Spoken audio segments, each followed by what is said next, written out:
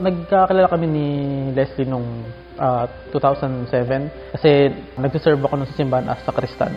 Tapos siya naman choir. Tapos so syempre pagka nasa misa, nakasabay ko pag kumanta yung choir nila. So parang crush ko siya noon eh. Nagagandahan ako sa kanya. So minsan pagka yung choir box kasi nasa may taas. So pagka nasa altar ako, nagsiserve ako niyan. Tapos minsan sumusulap-sulap akong ganyan. Itinatinan ko siya. Pero hindi ko alam ang pangalan niya noon. So minsan nakikita ko siya sa baba lang kapag hindi siya kumakanta pero nagsisimba lang.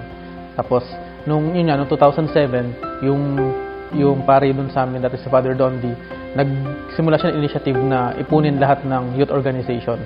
So, nagpa-meeting siya ng mga representatives. Tapos, nung gabing yon, nagpaikot na attendance sheet. Tapos, tinandaan ko kung pang ilan siya dun sa mga pumirma. Sinanap ko yung pangalan niya. So, nung nalaman niya yung pangalan ko, the next day naman, naging friends kami sa Friendster.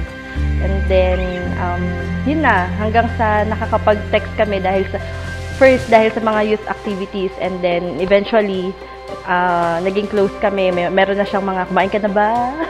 Nakauwi ka na ba? Ganun. So, nung nagkakilala kami, yun, nagsimula magka-text. For some time, gano'n lang, text, and then kwento-kwentuhan. One day, parang naisip ko na parang kailangan ko na sabihin or baka i-regret ko pa habang buhay. So, sinabi ko na special siya.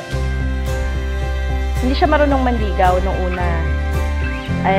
Ang alam ko, dumaan muna siya sa Adoration Chapel before siya finally nagsabi sa akin kung pwede siya manligaw. That's August 16. 1 year and 1 month akong nanligaw. So, bago niya ako sinagot. Sinagot ko siya September 22, 2009. Kasi gusto ko yung 22.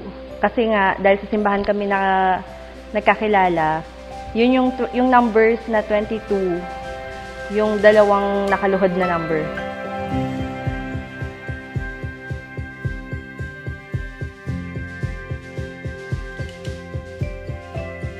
Maalaga siya. Maalaga talaga. To the point na parang wala na akong gagawin kasi nagawa na niya. And very sincere and very honest. Kahit iwan ko siya sa gitna ng maraming babae, alam ko ako pa din. Andun lang yung feeling na parang nahanap mo na yung tao na parang hindi mo na ma-imagine na kahit sino pa iba na kasama mo. Parang para sa akin, matagal na na-set sa akin na ito yung buhay, magiging the rest of my life, our lives, magkasama kami. And masaya ako dun.